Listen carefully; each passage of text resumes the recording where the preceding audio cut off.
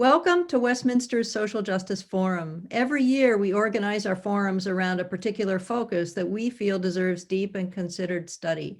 This year, that theme is Wade in the Water, Becoming Anti-Racist. As with our other forums, this morning's forum was pre-recorded and will feature a Q&A session at the end of our speakers' remarks.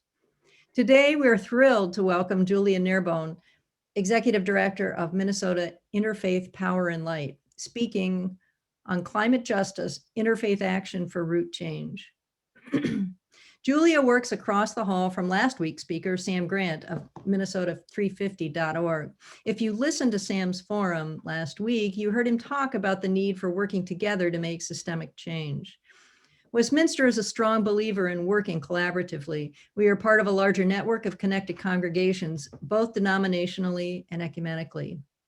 We are a designated Earth Care congregation, which is a Presbyterian USA certification for meeting certain goals to integrate environmental practices and thinking into all facets of congregational life, including worship, education, facilities, and outreach.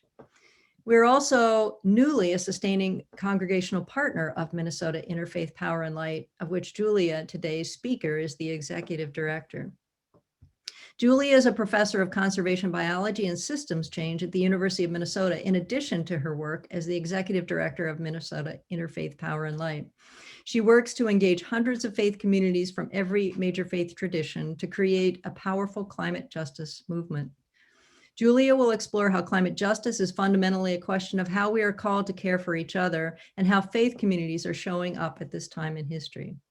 She will explore root culture and human psychology and will invite participants to join in taking action at the personal, relational, and systemic level. I'll now turn the microphone over to Julia. Welcome, Julia. Hello, thank you so much, Sandy. I'm going to share my screen, if that's all right with you. There we go.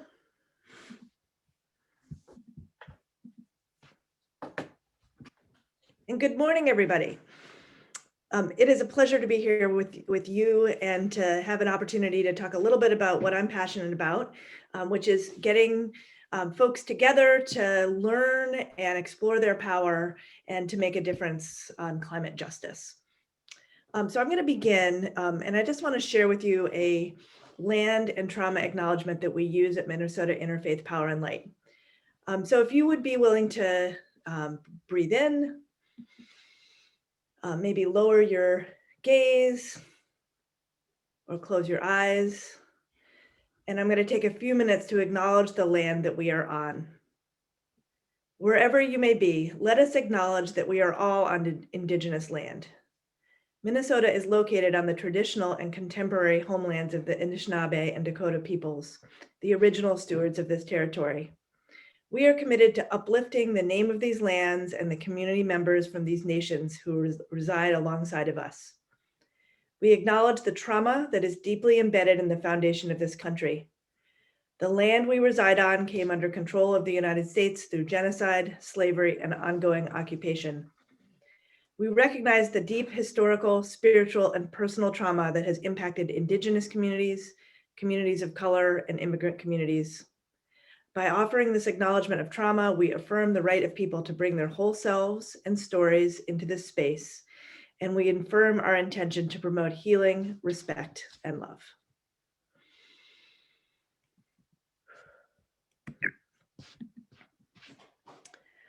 So I'm going to start by asking all of you to spend a moment and think about something that you treasure or something that you feel connected to.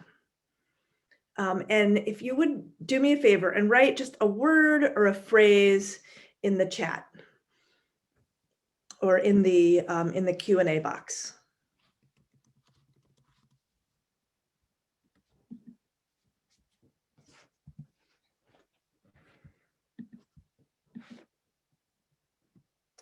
And I'll thank you for writing some of these things in.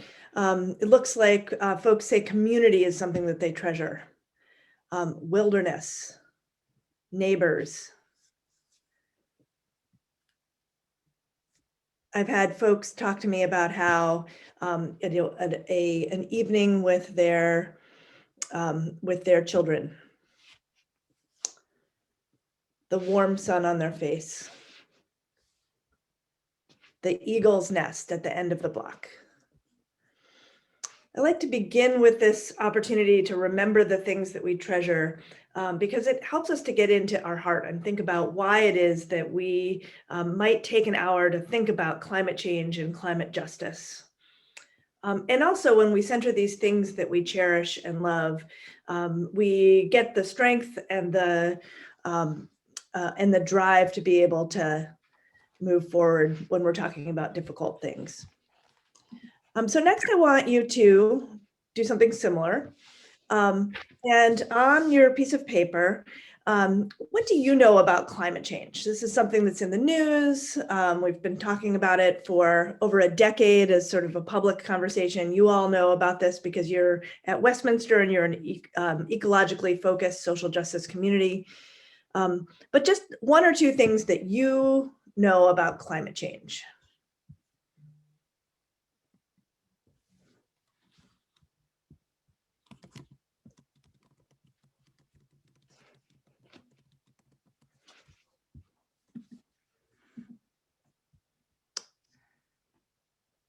So Phil says that it's real, absolutely. And that it is affecting the entire world. You may be thinking about the wildfires that ravaged California or Colorado or the Mountain West. Or maybe you're thinking about the floods that took place in the Midwest last year. Or maybe you have some personal experience with farming and you're thinking about the fact that it's much more uncertain to be a farmer today than it was several decades ago. Or maybe you're thinking about the folks who are climate refugees who have been forced away from their homeland, folks in Honduras and Guatemala who are unable to farm in the highlands and are forced to move their whole communities elsewhere, but where?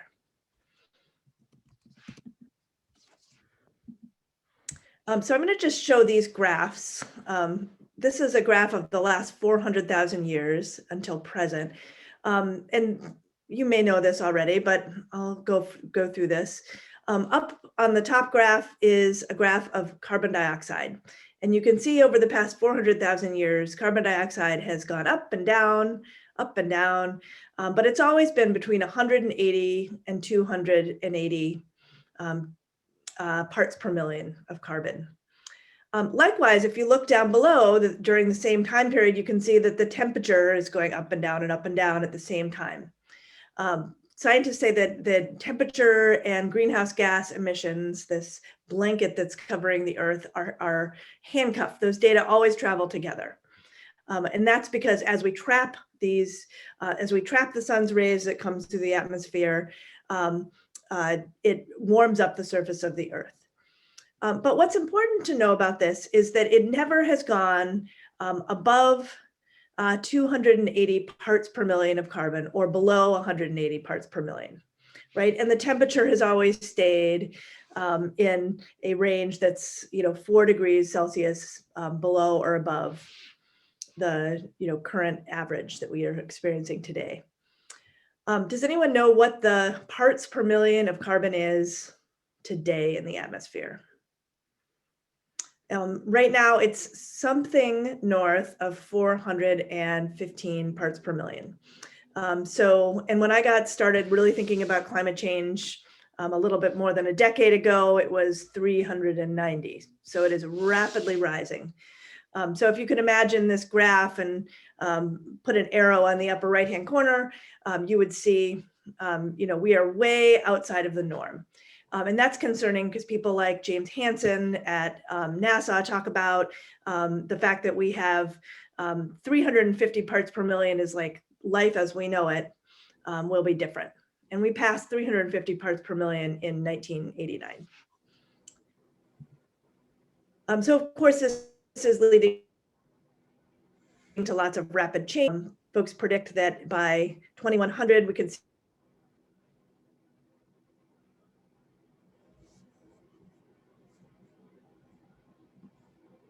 see 1 meter of wealth and they will be building seawalls.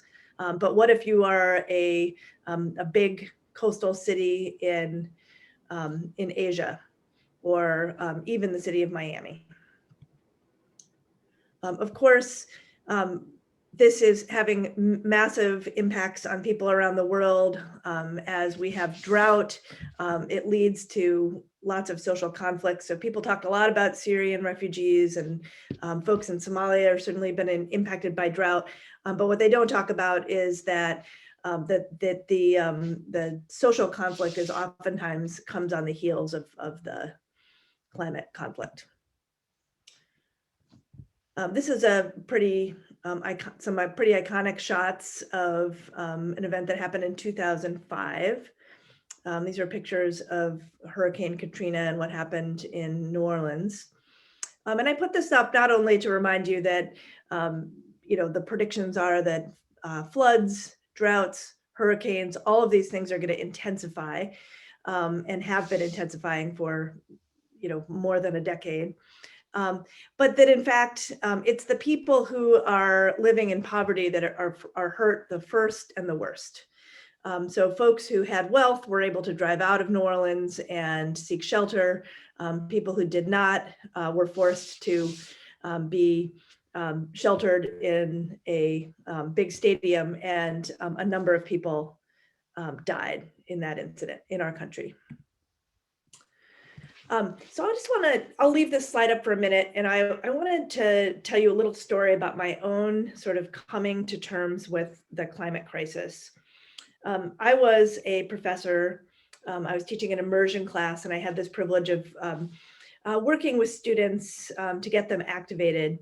And in 2009, I knew about climate change. I was concerned, and I got the students learning and starting to take action. And the focus of our action was the Copenhagen conference. And so students during that semester, they wrote letters, we had teach-ins, we went to the Minnesota State Capitol and encouraged our lawmakers to take this seriously. I believe that if we could get world leaders at the Conference of the Peoples to make a strong global climate agreement, that we would solve this problem. I really did. And I don't know if you all remember back to 2009, but the result was that nothing happened. There was no significant agreement. President Obama was present, but did not broker anything of meaningful substance. And we entered the winter of 2010, and I entered probably one of the deepest depressions of my adult life. I felt like really coming to terms with what the climate crisis meant, not only for me, but for people around the world, for these beautiful children that I was looking at every morning when I woke up. I didn't have any answers. I was counting on these folks in Copenhagen to solve the problem, and they failed. And I felt like I was living a lie. So this depression lasted a good 6 months. And one day in the spring, I took myself running. And thanks to the beauty of the human body, I had endorphins, coursing through my blood. And it hit me like a lightning bolt. It was like a calling. And I realized that if we wanted to solve climate change, it was actually going to be up to all of us. That was what was missing, was the social and the cultural will, and the creative ideas that we're going to need to come from the community. I later went on to read a book by Thomas Friedman, and he talks about 1 million Noahs and 1 million arks. And that was really inspirational to me. But I got home from that run, and I called up some of my friends, and I said, come on over, we're going to get together on the porch. We're going to figure out how we can take action on this. And so we put together an event, and I'll show you a picture of that event. This was published by Bill McKibben in a story that he wrote in the fall of 2010. We called it, it was called the Global Work Day on 10-10-10. And we organized, the students and I, an event at Mill Ruins Park, and it wasn't just us, it was lots of different community members who came together to organize this event to highlight the kinds of local actions that were taking place. And part of this, and you can imagine the students were most excited about this, was organizing this bike ride. So we had hundreds of people riding over the Stone Arch Bridge and down into the Mill Ruins Park as part of this global workday. And that was the beginning for me of what has become my life's work, which is figuring out how do we build that root movement that is necessary if we're going to really make the changes at the scale that we need to make. So I spent a little bit of time with Minnesota 350. I was one of the founders of that organization. But then I went on in 2013 to become the executive director of Minnesota Interfaith Power and Light. And our goal is to build an unstoppable movement and a movement that's focused on climate justice. So this is a picture of us in 2019 at the Global Climate Strike. We had over 500 people from faith communities come together with the youth and march on the Capitol for climate justice. And you can see Brennan blue there in the center, Sandy. There's lots of folks from St. Luke there, actually. I don't know if any of you are in that picture.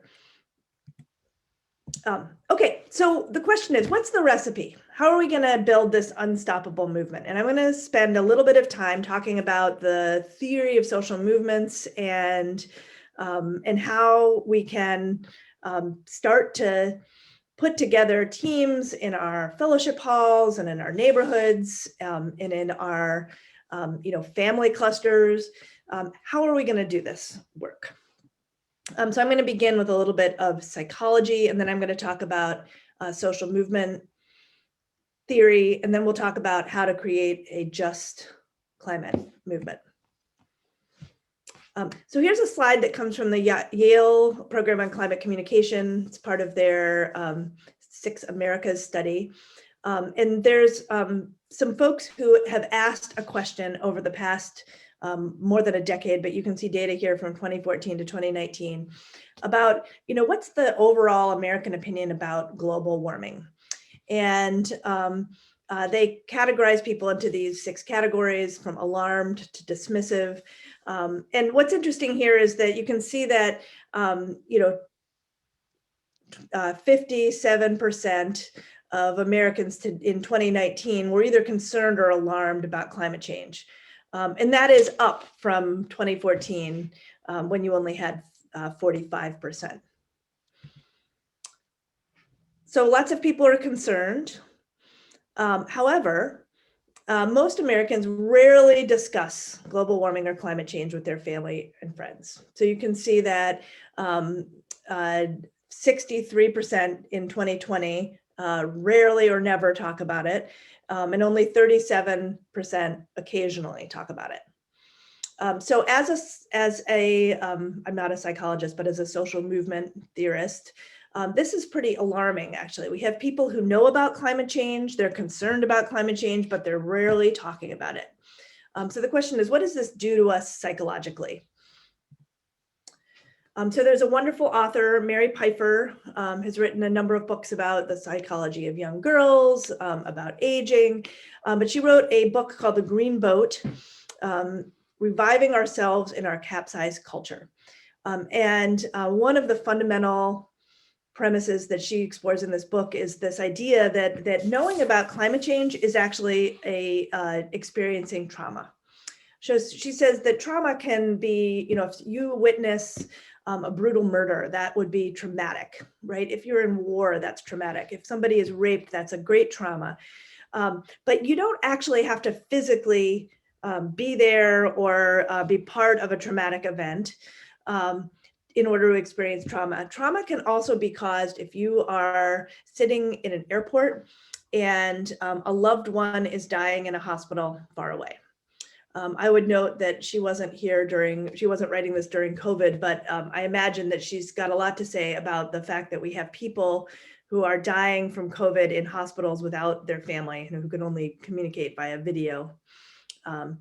That is actually extremely traumatic. So that trauma can be something that is in our minds and doesn't have to be physically experienced. So when we think about climate change and all these folks who know about climate change and are concerned about climate change, but don't actually have any outlet for taking action, that is sort of pent up trauma. So there's also some wonderful work that the American Psychological Association has done on barriers to action. So why don't people take action on climate change?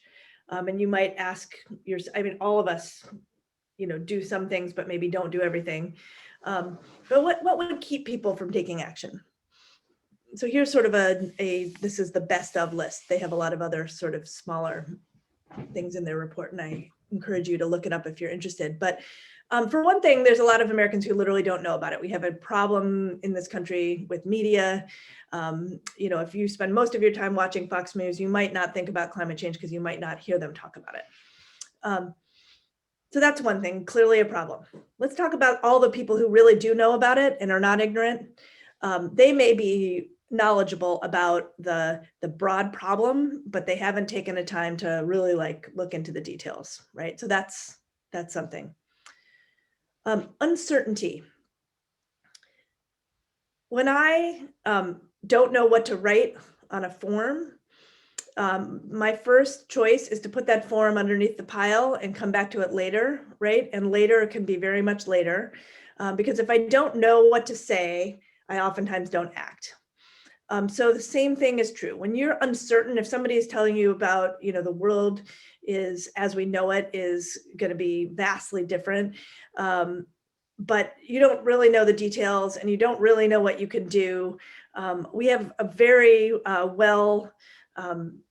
well-structured brain, and it's able to give us the ability to compartmentalize that knowledge and stuff it away so that we can then function in the rest of our life. So a lot of that is going on. Lack of place attachment is a big focus of the American Psychological Association. I love living in Minnesota because I think this is less true for us often than some people in the world. But if you don't have a place that you call home or that you go to every year, if you haven't been able to see how things change, if you haven't come to love a certain landscape, if you aren't attached to the places that we live, you might miss that climate change is happening. So one of the indications of one of the things that they've written in the report on what might happen in Minnesota is by 2080, we can expect that loons will no longer be here in Minnesota because of warming in the boreal regions of our state. And, that sort of strikes at the heart. It's not only the Minnesota sort of symbol, right? But it's, if I go up north and I don't hear the loon, I miss it sort of in my core. Habits, people, have already figured out how to get to work and how to do things, and changing habits is very difficult. I would say that one of the silver linings of COVID is that everybody has been forced to change their habits. So maybe when we come out the other side, there'll be an opportunity for us to be restructuring our lives in ways that are more carbon, using less carbon. Social norms. If all the girlfriends go to vacations in the Caribbean, I certainly don't want to be left out. I do choose to be left out, but it's also difficult. But this is the most important one, and I'm going to spend the rest of our time together talking about it. It's called locus of control. So locus of control is whether I feel powerful. Am I able to understand a situation, make a plan, work the plan, and see that what I do is going to make a difference? It's what all of us are looking for in our lives. We want to have control so that we can bring up our children in a way that will help us to reach the goals that we have for our families. We want to be able to have control over what we do at work. We want to have control over the future that we're going to experience. And because we don't have control, it becomes, again, that thing that we like to compartmentalize. So I'm gonna move on to talk about how do we mitigate this problem of feeling powerless.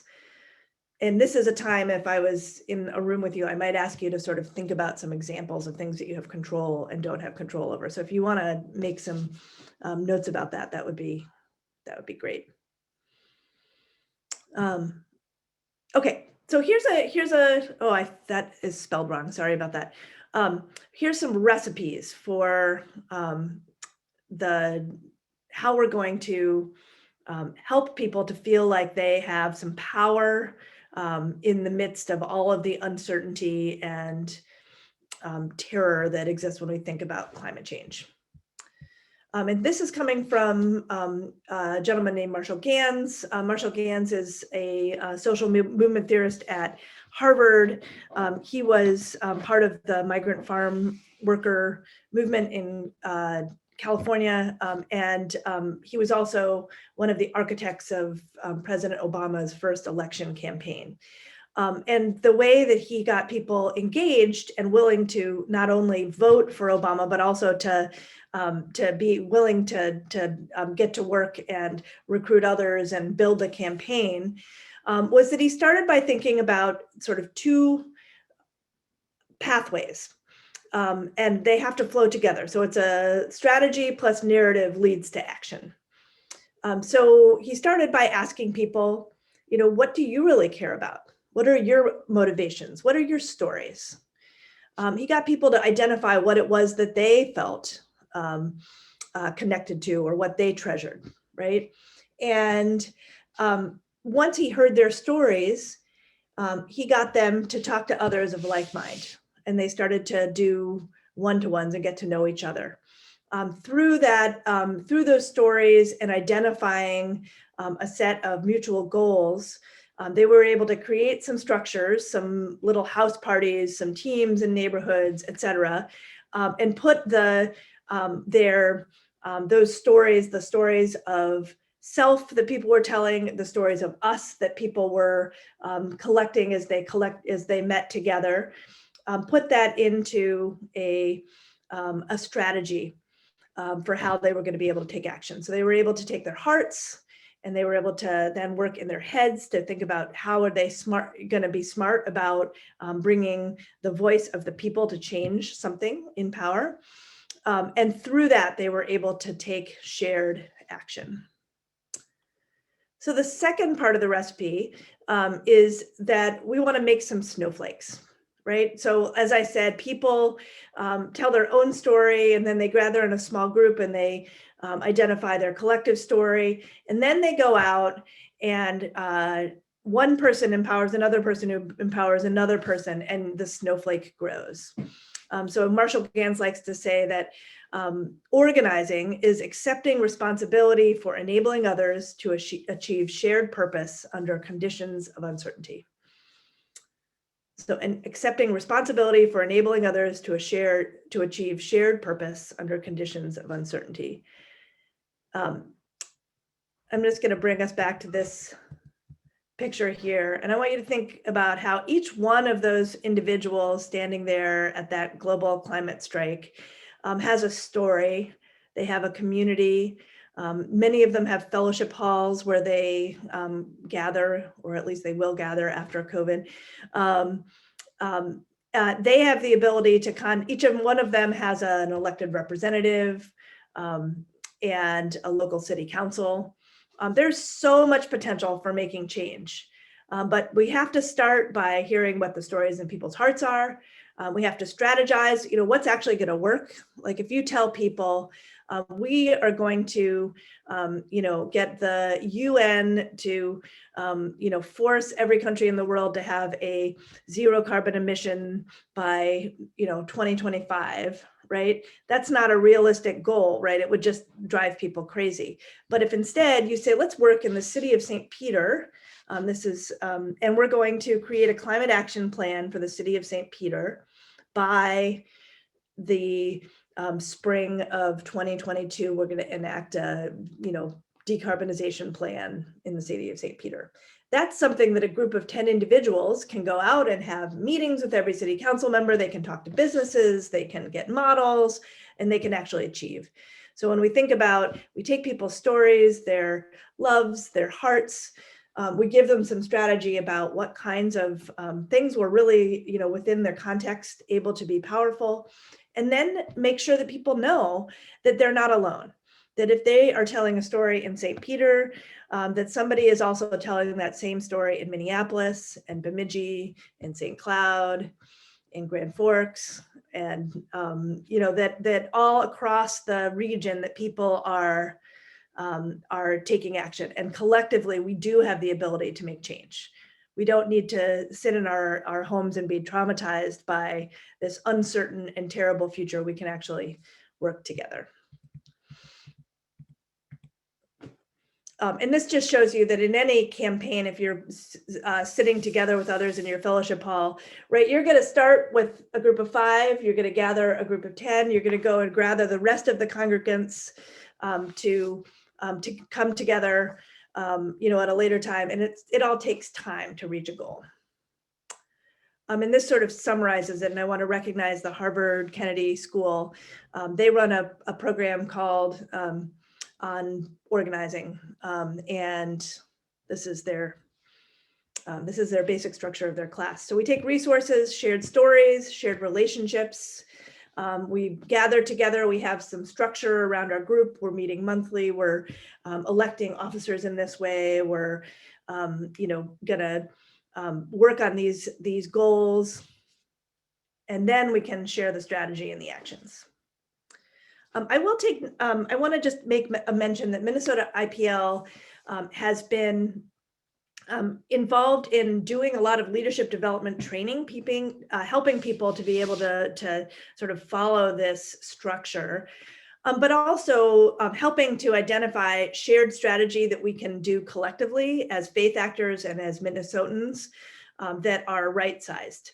So, for example, we have been working to bring people together this spring, and we would love to have Westminster involved in this if you're interested.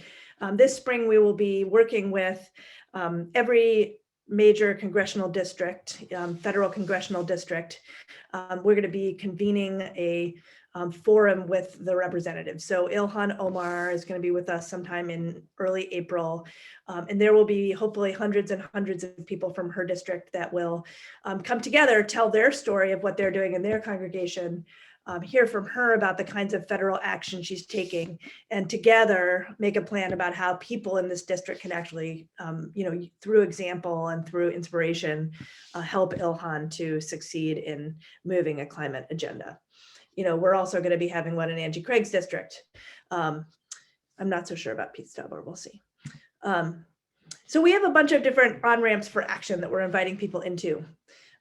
Pipeline resistance, I'm going to talk about this as we sort of end. I want to make sure that folks know about the opportunities to be involved in this very much social or racial justice movement. We have so we are up on the Line 3 pipeline, standing in solidarity with Indigenous neighbors. We are leading groups to go and pray at the river near the pipeline site, and helping people to be in conversation with sort of Indigenous frontline actors. We have a program called Just Solar, and the goal of the Just Solar program is to encourage, when we do solar and energy efficiency work in the state of Minnesota, to make sure that it's actually closing the employment gap, that we're hiring people who have maybe been underemployed in the past, that we are thinking about racial justice as we create the green revolution, and making sure that everybody has access. So if you live in the city of Minneapolis right now, and you want to do solar and you do not have a good credit score, we can help you make sure that you can have solar on your business or your home. So, being creative about access is a big part of our priority. And we do a lot of state and local policy. So that example from St. Peter is real. We work a lot with the city of Minneapolis on inclusive financing. We're trying to make sure that if you need to have your boiler replaced and if you want to choose to get a high efficiency one or a sort of standard boiler, that you can choose the high efficiency one and have access to the capital to do that. We have a youth program. It's called Youth in Power. Right now, there are 12 young women. They're all women. They're all BIPOC youth. Almost all of them are African American. 3 of them are in the central neighborhood near George Floyd Square, with a mentor who's the gatekeeper at 30th in Chicago. And then 9 of them live in North Minneapolis and convene at Redeemer Lutheran Church. But those young people are in the process of writing an amicus brief for a federal lawsuit on the pipeline. So they're telling their story of growing up in North Minneapolis and their fear for their water, and how climate change impacts them worst and first. And they're going to tell that to a national audience in this amicus brief.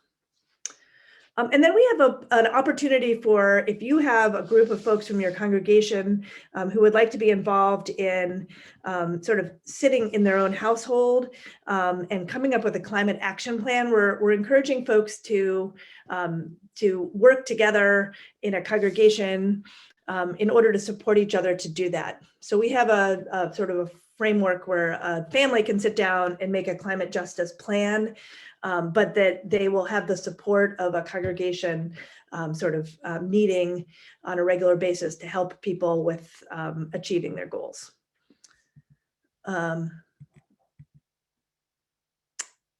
Will note right here, this is a rally we had on the Line 3 pipeline, and this is Bishop Craig Loya from the Episcopal Church.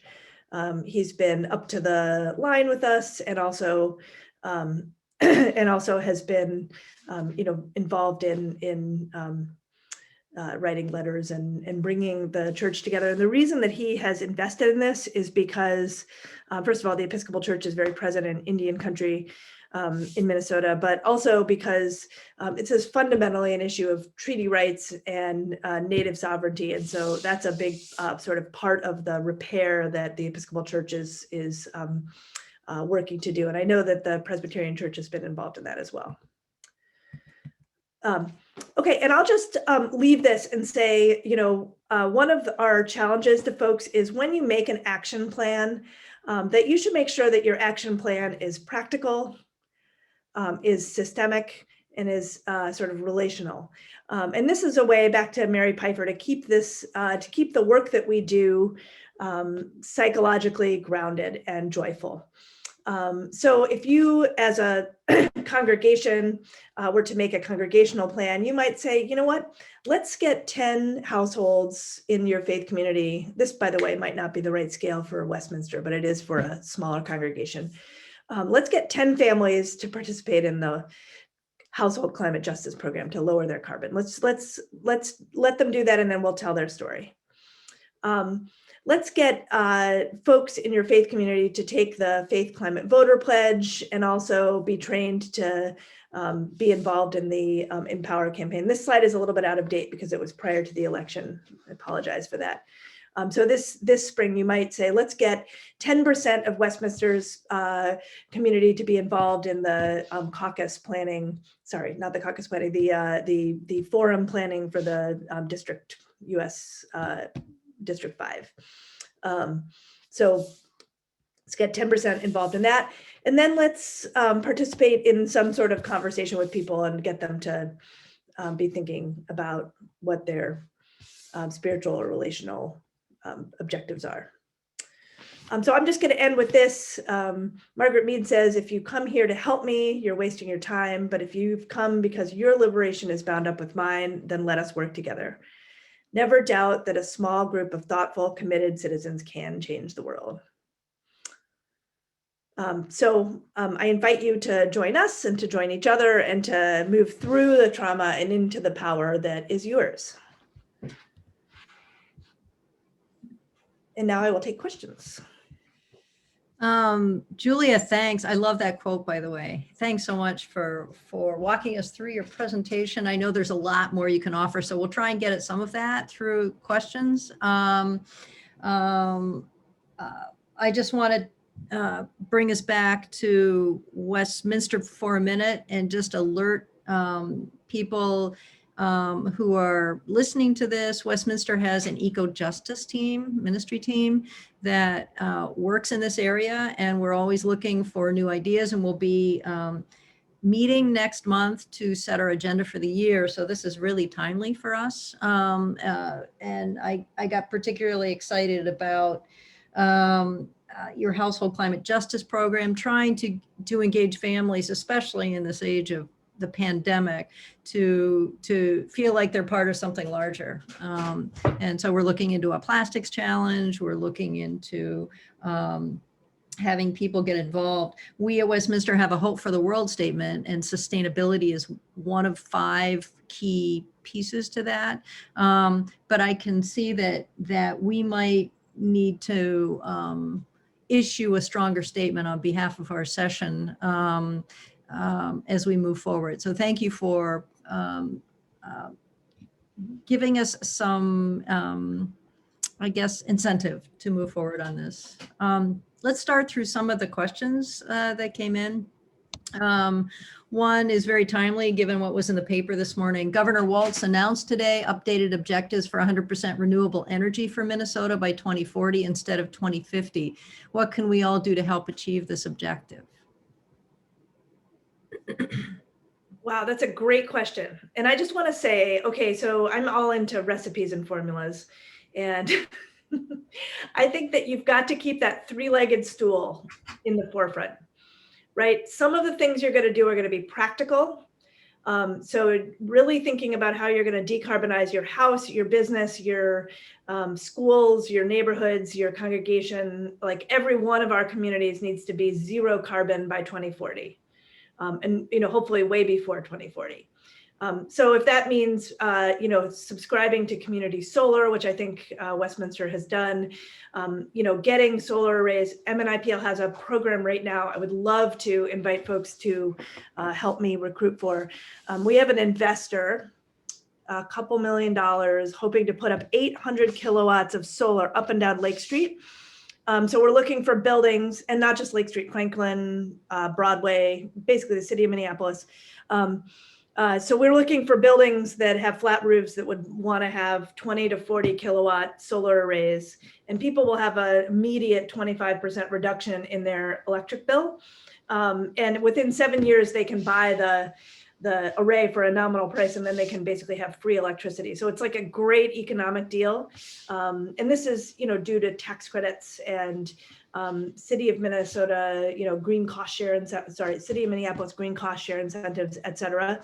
But it's a great opportunity. So if you know of people who have who would like to do solar, this very old message that solar is expensive and for wealthy people is not the case. And we have been spending the last 5 years of our organization sort of figuring out where are all the opportunities for low income people and regular businessmen to be able to take advantage of the sort of emerging solar industry.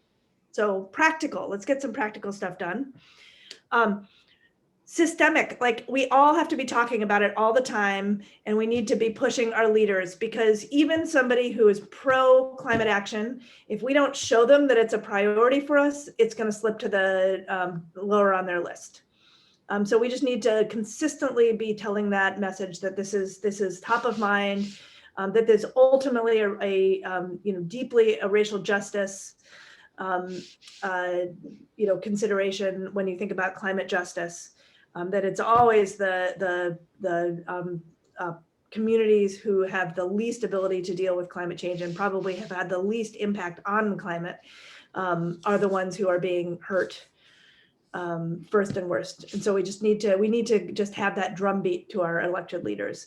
So the way you can do that is participate in this forum with us. And Sandy, I will give you a contact with Carissa Verdorn, and she can help you link in. But once we have a date, we want to have hundreds of people sign up from the city of Minneapolis to meet with Ilhan. And so we need to see everybody's face on that night. So that's one thing. The Line 3 pipeline is, I know that, everybody, there has been a many-year public process that was deeply, deeply flawed. So the state of Minnesota came out with a report that said that it was going to cost us $287 billion as Minnesotans between now and 2050 to absorb the sort of the risk of what this pipeline is going to bring to Minnesota, the impacts on Minnesota from this pipeline. And there is a lawsuit that is waiting to be heard this spring, and yet Enbridge has started their construction.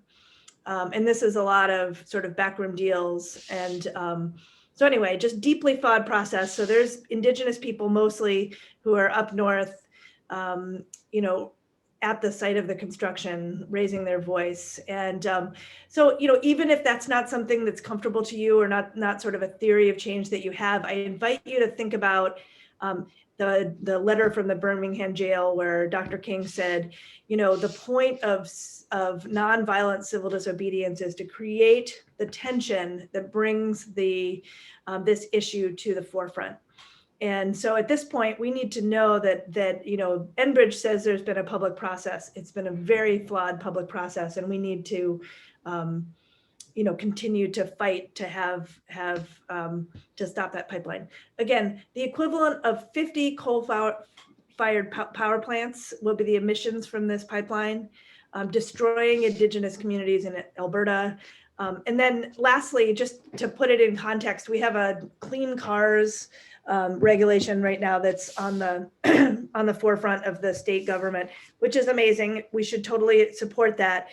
But the emissions that is created by burning the oil that will move through this pipeline is more than the entire state of Minnesota's emissions in all sectors. So nothing we can do in our homes with LED light bulbs or electric cars or solar panels is going to add up to what we can do if we stop this fossil fuel project. So, you know.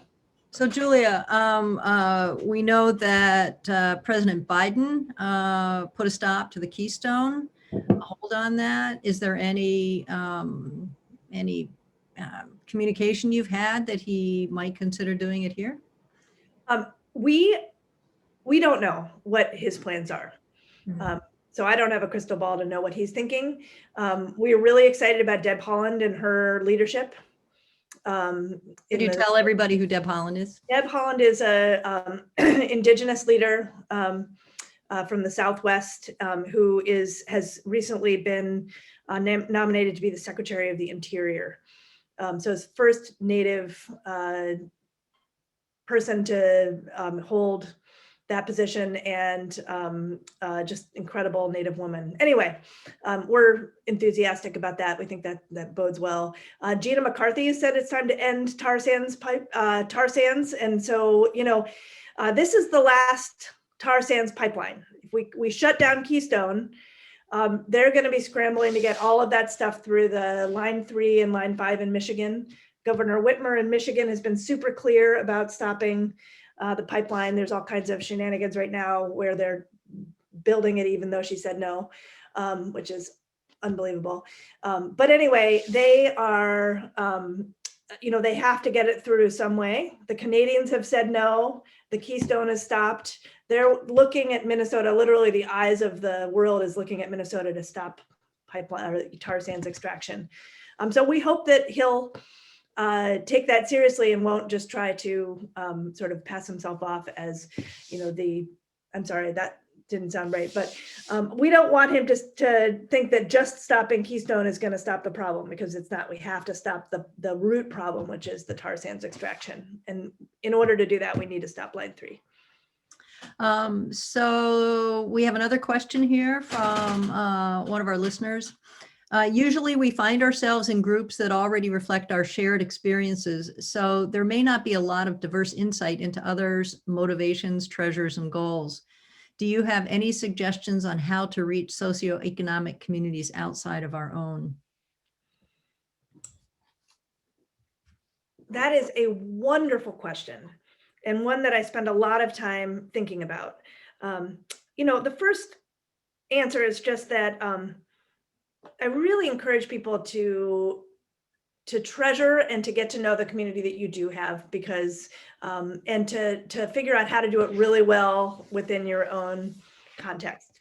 But that's not answering the question. But I think that, you know, especially as a person of European American descent, you know, when I think about the structural racism, the land and the that has been stolen, the economy that's been built on the back of African slaves, you know, it's just overwhelming to think about the responsibility that all of us have to sort of fix those deep harms, right? But one of the first steps of addressing those harms is actually getting to know what are the things that I value about myself and about my own community. What have we done well, and what have been the problems, like being really honest about who we are.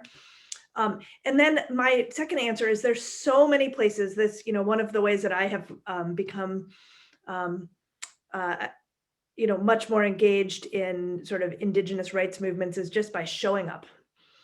So, I show up and I sit around a campfire and I listen to other people, and I, just throw my, my labor and my love into whatever it is that they're working on. And it's pretty amazing. So like, if you think about the kinds of things that are going on in Minneapolis, if there's a group of people who are working on the trash incinerator that's right in your neighborhood there, this is apparently going to come up again because they're trying to define renewable energy and include the HERC.